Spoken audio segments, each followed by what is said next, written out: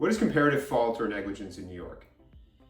Now, following an accident in New York, a judge or a jury is entitled to consider what percentage of fault is attributable to you as the party who was injured relative to the wrongdoer in any kind of case.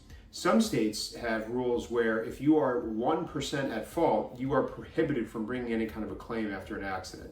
New York is not like that. New York is a comparative fault state, meaning somebody gets to make a determination as to what percentage along that scale falls on you. Now, in some cases, the percentage is zero. If you get rear-ended or if you get struck while you're walking across an intersection, there's not going to be any fault attributable to you.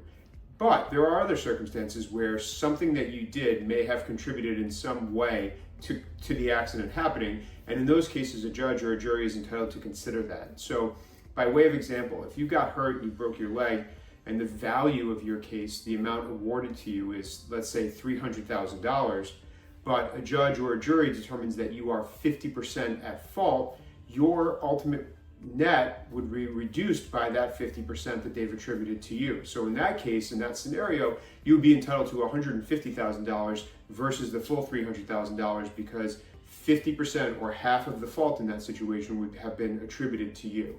This can be confusing, but if you actually think about it, it makes sense. If you are in part to blame for the happening of the accident, they are entitled to put that onto you and to reduce your overall result as your overall amount as a result. If you have questions about this, feel free to reach out. We're happy to answer.